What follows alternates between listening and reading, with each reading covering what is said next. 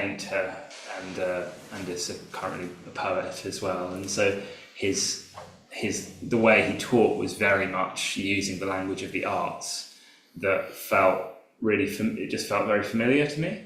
In a way, it was sort of talking about things that I felt like I sort of knew, but extending its reach massively from this particular medium of theatre making, right the way into the whole of life and what it is to be a human being. And that's something I just found very exciting about that. And for a while, my interest manifested as thinking, that guy, I need to sit down and talk to him about the arts, which eventually I managed to do. But actually, I think there was, and the Buddha was sort of there on the shrine next to him, and I was interested in it, but couldn't quite know what to make of it. And gradually, the two I sort of drew the link between this interesting man who had lots to say about humanity and the Buddha next to him, and slowly started to recognise that there might be a connection there. I might be a Buddhist, but that took several months. Yeah. And so the arts is obviously quite important for you, and it's quite important in our tradition. So can you say a bit about that? What that means for you? Yeah. Well, I think it's very much in hindsight that this is the case, but certainly since I've been a Buddhist, I've looked back. I sort of can trace that back into my interest in theatre, particularly, and growing up and going to the theatre, and that being the place where life became magical, and compared to sort of school and all the mundane stuff of going to visit family and playing video games or whatever. It was that was the moment you sort of went and everyone sort of focused together, and there's this atmosphere, and magical things can happen. Yeah. And so I think it's unsurprising that I ended up wanting to sort of find my way into doing that. And I became more and more kind of, sort of zealous in my desire for it to mean something. I really wanted, I was excited at the fact that theatre was potentially transformative, that there's this thing that happens where you get a group of people together in a room and they collectively empathise with a situation and come out sort of caring about it in a fresh way, or understanding an aspect of life more deeply. Just felt like that was it felt like that was worthwhile. I wanted it to kind of change the world. I think for most of the time I realised that wasn't possible in a kind of sweeping political way, but that it was definitely contributing something. I think the more I did it, the more I wanted it to be everything, and the more I wanted it to kind of have political impacts and so on. But actually, I think often that can get in the way of what it's best at doing, which is this sort of collective act of empathy. And I think there's a lot of parallels to what we're doing here. I had about 3 years when I was practicing and still working in theatre, including living in a community for quite a bit of that time in London, and with a bit of a sort of tortured sense of really trying to bring the two together. I had the sense that that the arts are really valued in Triratna, and I really liked that, and could really see, I had done from the beginning, the kind of connection between the two, and trying to work out how to bring that into my theatre practice more. And more I just sensed what I really wanted was to have a permanent company of actors, which happens particularly in some places in Europe, happens much more and just isn't really possible in the UK financially. It hasn't been for a long time. But this sense that if you had a permanent group of people that really get to know one another, then you can start to just, there's a momentum that can build and you can create more and more. And I was interested in what would happen if you basically if that group of actors was also Sangha, There was the sense that you were not just coming together over just trying to make this thing, but you were also really everyone was working on themselves collectively and deepening friendship, and in the sense that, and then there's this creative fruit that comes out of that. I basically was reaching towards that, and then more and more I realised that that was going to be very difficult to make happen. And the bit that I was mainly interested in was the Sangha bit. That eventually the theatre fell away, and I kind of put more of my attention into being in a Sangha context and trying to live and then later work with other Buddhists. So then you say you've moved into a community, and you're still living in community in what we call semi-monasticism, semi-monastic setup. Can you say a bit about that and how that kind of supports your practice? Yeah. So I live in Sukhavati community above the London Buddhist Centre. There's two fairly large communities above the centre, and I've been there for 8 and a bit years now, I think. And then about a year and a half after I started living there, I started working at the centre as well. So mainly just the attraction of spending more time around Buddhists. When I moved into community, I had this experience of that there was a little Buddhist pot in my room. I became a mitra not that long before, maybe about 8 months before I moved into community, something like that. And I bought a little shrine, and I remember putting all my cards around it that I was given when I became a mitra by people in the Sangha, and I had like a little Buddhist corner in my room, and it felt like moving into community, it's like that little corner kind of sort of became the whole building, the whole kind of context in which I was living. It's sort of like it just became so much easier because I wasn't trying to kind of take this Buddhist inspiration out into my life, whatever that meant. It was almost, I was just living in it much more, particularly that being the kind of the unspoken social contract between the people that I was seeing, eating dinner with, and chatting with over breakfast or whatever, were also trying to practice the Dharma. And so there was a sense that it was more natural in my life to do that.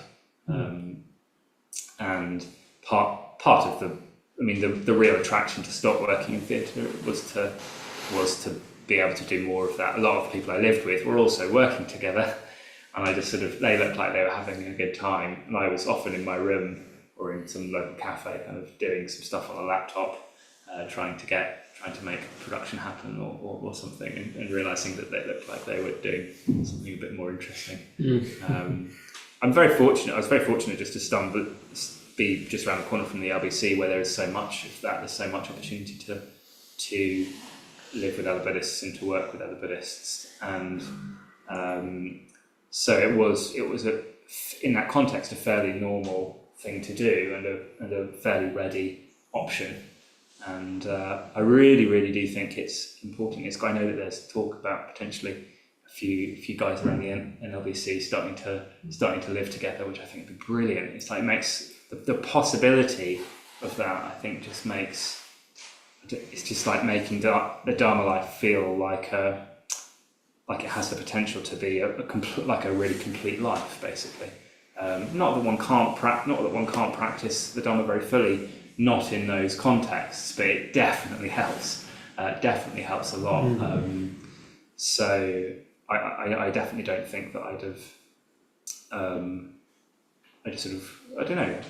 grown at the rate that I have, or felt as sort of fully Buddhist as I have anywhere near the same rate, if I hadn't had the opportunity to kind of be immersed in it in that kind of way. My intention is very much to keep doing both those things in whatever way. Mainly I just really enjoy it. I sort of moved into community thinking, this will be hard but good for me. And actually the main thing was just how much fun it was, really. So you're director of probably one of the largest urban Buddhist centres in Europe, probably. Mm. Do you get a sense of what, at the moment, is resonating with people in the modern world that is attracting them to Buddhism, that's particularly, relevant to today? Do you know what, what's resonating with people in particular at the moment? Mm.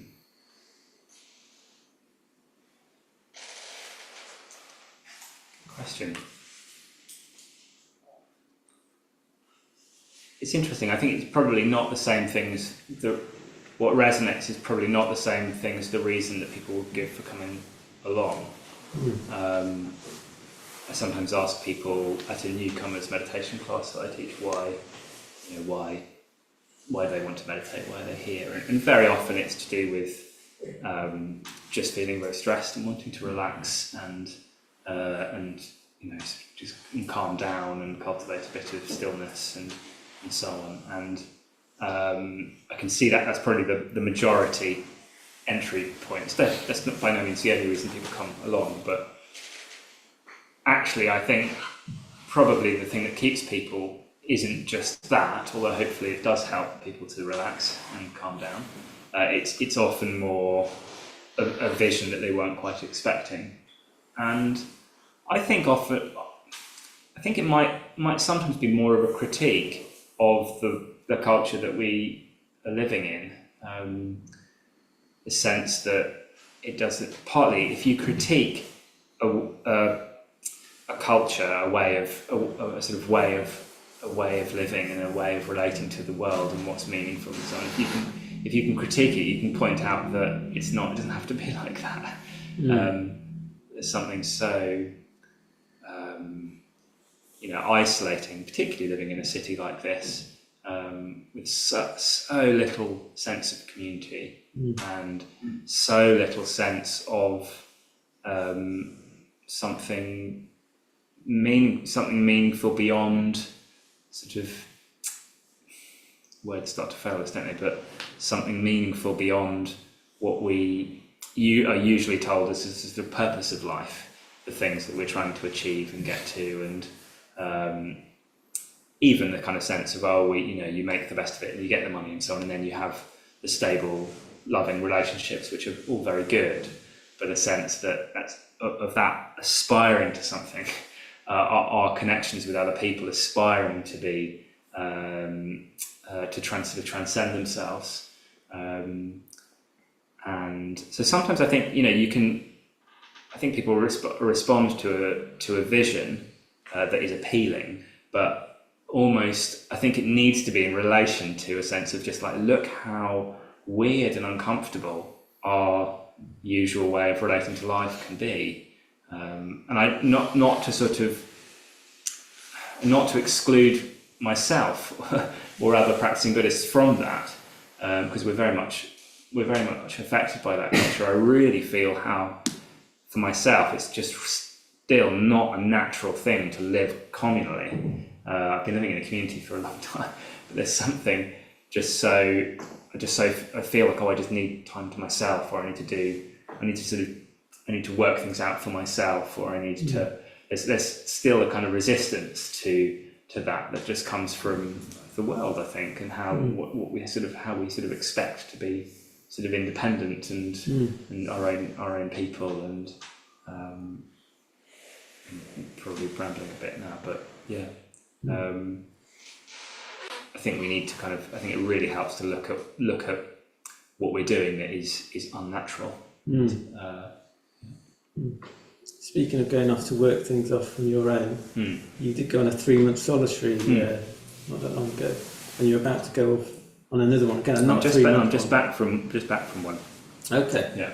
So I was just back from a 3-week solitary, but in the same hut in Spain, at Guyoloca in Spain, where 2 years ago I did a 3-month solitary, which is in a way in lieu of the fact that I never did an ordination course, which I'd planned to do initially, or planned to sort of delay at some point, but I'd always had this hope that there'd be a moment where I'd have, be able to just put everything down for a while and go and practice and have nothing else to do apart from that. And I've liked doing solitary retreats. felt like they're definitely the moment. They're sort of, I tend to do a solitary retreat once a year, and they feel like they're the kind of main what's it called, like marker points in my spiritual life. And this longer one particularly, that's definitely the case. What more to say? What's it like with it? I mean, I've never been away for that long, let alone on my own. Yeah. So 3 months on your own, how does that kind of affect you? What kind of state were you in at the end of it, and what kind of happened during that 3 months? Yeah, in a way it's difficult to talk about solitary because in a sense nothing happens. It's like, I sort of noticing little routines, like even the way that I kind of, after finishing eating out front, kind of swing the table over the chair and then put it back in exactly the same place. And then when you empty the washing up water, then you pick up the chair on the way back to place it back on exactly the same. And it's like the same little things like that kind of happen every day, and waking up and making coffee and so in a sense, very, very simple, very routine life. There's something about that I really love. There's a kind of quiet beauty to that. I was reading on that retreat poems by Raya Khan as well, who, if you haven't come across him, is this Zen monk from, I can't remember when exactly, several hundred years ago, and just describing his life very simply in a way that's quiet and very sort of beautiful, and very, like you can see spiritual practice in it very strongly, but just in the most mundane things. So in a sense, very little happened at all. I did quite a bit of meditation, and I did ritual every evening. I think a lot of the effect I got from it was the fact of doing that, the sort of just keeping on going, and night after night doing a puja, and having this sense of sort of recommitting myself to what I was doing there. It took a certain amount of staying power. At no point did it become extreme. Like at no point was I kind of completely rattling the cage and wanting to leave. I thought I might have a phase that was extremely difficult, but it didn't quite happen like that. But there was a certain kind of persistence that was needed to stay with it. And by the end, the main sense was just I spent the last week. I'd sort of planned that for the last week I might, do a little bit of writing and reflect on what I'd learned and so on. And I had no interest whatsoever in doing that. I just wanted to sit and look around me and just go. And I sort of kept having to sort of stop and sit down. And as I had this kind of recurring, profound thought in the last week. So I was there for 12 weeks. In the last week, I kept sort of looking around and just feeling like, oh wow, I've been here a really long time. Just this hut and this space, and in a way, the sort of the most profound thing was just the space itself that I just had spent all this kind of time with, that had, I guess, slowly absorbed, speak very much metaphorically, sort of absorbed the momentum of the spiritual practice, all of this meditation and reflecting on the Dharma and so on. It's kind of happened in relation to that tree and this chair and all of that, and so it's like the world itself starts to kind of pick up this this meaningful kind of quality. But later, then going back, the first time I went back to it a year later, sort of walking into the sort of area around the hut, because I didn't really leave the area immediately around the hut for most of that time. So walking back into that felt like sort of falling straight back into that retreat in a way. There's something that remained in the space itself. You mentioned things when you're on retreat, trees and things just pick up a kind of significance. And you mentioned doing ritual, the puja as we call it. Can you say a bit about ritual and devotion? Because that's definitely something, we're studying that at the moment in our study group. It's definitely something that I found from a lot of people, it's quite alien to them in our culture. Some people take to it, some people don't. But can you say a bit about what it's like for you when you first came across ritual and devotion and that kind of whole aspect of the spiritual life? Yeah, I think I was a bit unsure, but I was also definitely quite moved by it. The first time I did any ritual was on my first weekend retreat, which we did the dedication ceremony on the first night. So that's the first time I've done anything like that. And it was the day of the results of the general election. And I was still working in theatre at the time, and it was the general election after the Conservative Lib Dem coalition, when it just became there was a Conservative majority.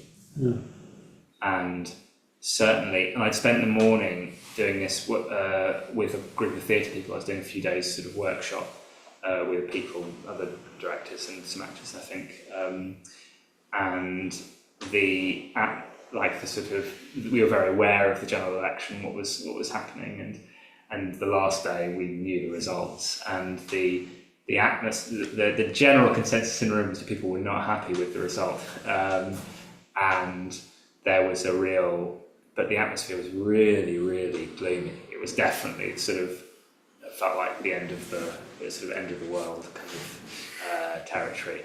There was someone who was particularly focused on like climate issues, and thought that was really bad news. So it was like end of the world type sort of in the air.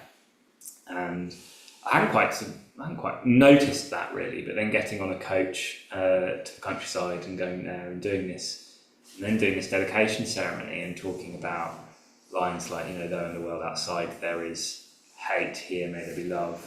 Though in the world outside there is grief, here may there be joy. And sort of saying that out loud in a room with candles and a bit of figure and incense and so on. There's something about that just felt really. It's like the atmosphere was a complete polar opposite to what I'd been in that morning. And it was like I didn't know how I'd gone so far from A to B, but the ritual had seemed to kind of take it there. In a way, it's something very, very simple about just getting together with other people and saying some verses out loud. Of course, that makes sense. Of course, that would change our state, but it requires us to be willing to do that, and we don't know quite what effect that's going to have or what it quite means. Or I was a bit unsure about. I did make an offering in the end because we were kind of encouraged to, and I just felt very moved, so I wanted to. I didn't quite know what it all meant or what it all amounted to,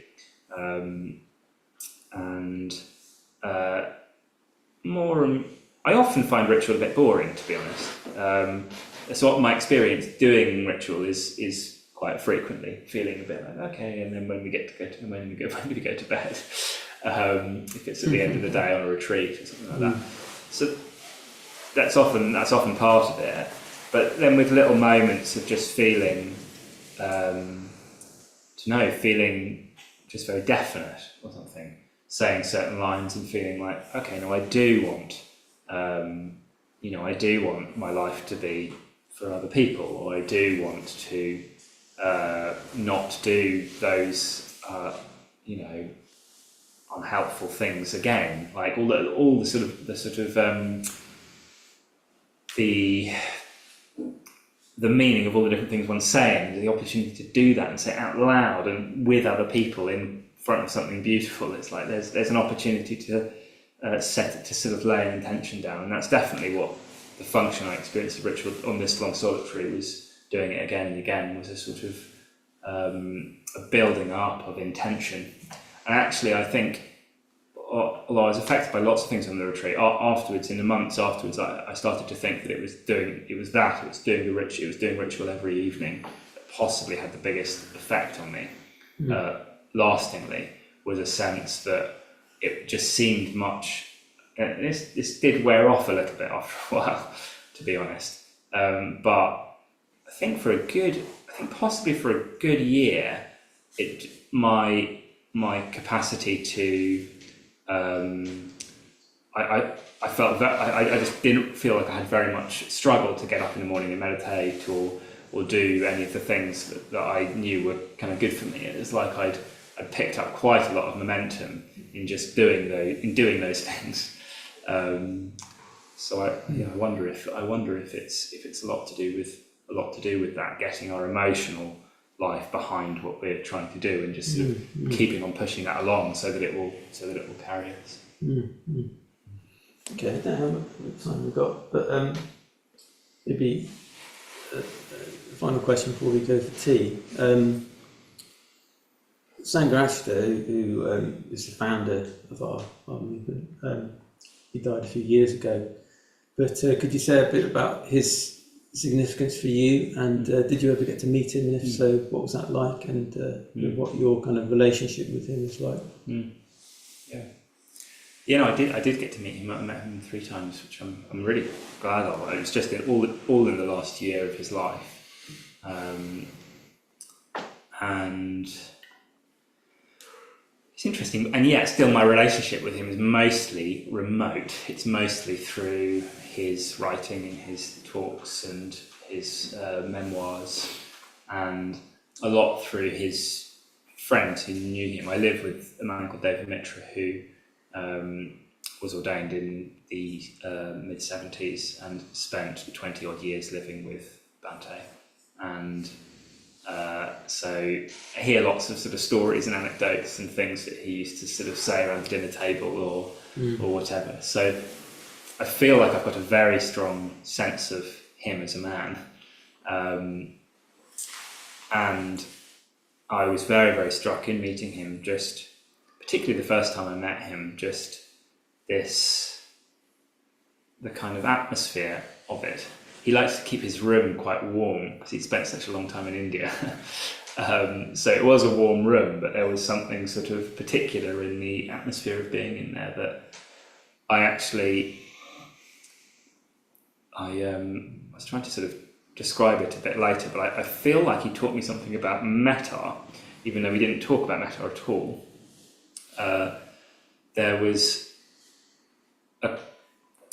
It was as though there was a sense that I could, how do I say this? It was something I kind of worked out a bit more in meditation later. I sort of call it something like the other side of effort. It's like there's all this effort that one's making to try and cultivate something, and it's like you're kind of pushing on a door or something in this way, and there's and it's not quite opening, so we're sort of pushing at it and so on. And noticing in meditation, if I can see that and then sort of release that, there's an equal and opposite pressure happening on the other side of the door. It's just the door opens this way. So in letting that go, there's noticing that motion, and it's like noticing actually there's this one as well.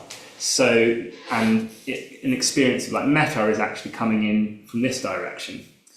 And I feel like that's something I sort of put words to a little bit later and understood in meditation, but it definitely comes from that meeting, even though it's not something we talked about, just something of an atmosphere of if I can just relax, which felt very easy to do in his company, then there's all this love that's there. It was as though that sort of teaching or that understanding was just sort of there and present by being present with him. But mainly I feel like I've got to know him through others, and I really, really recommend reading his memoirs. I was just reading one called Precious Teachers on my recent solitary, and it's always the little bits sort of in between. He just describes quite factually things that happened, and it's just the ways that he kind of handles things, or things that get mentioned quite in passing that are quite striking, and you sort of get a sense of his character, and particularly just how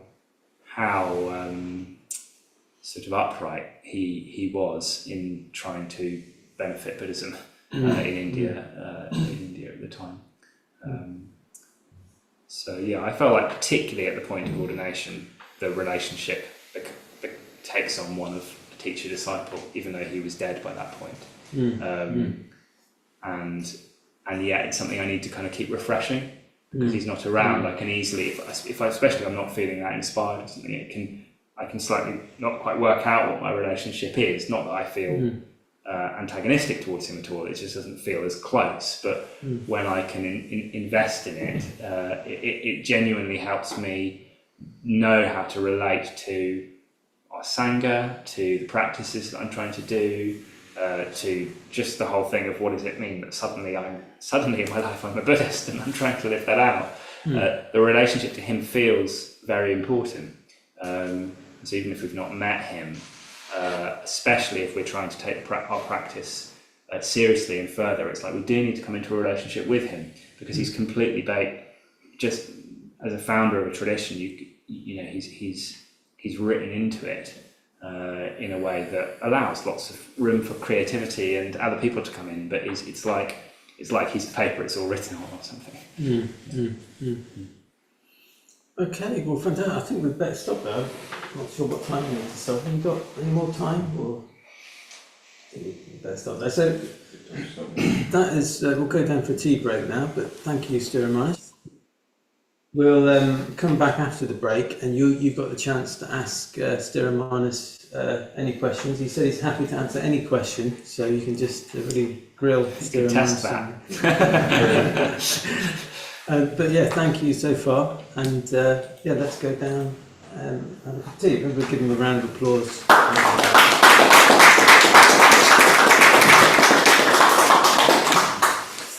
Let's go down to the tea.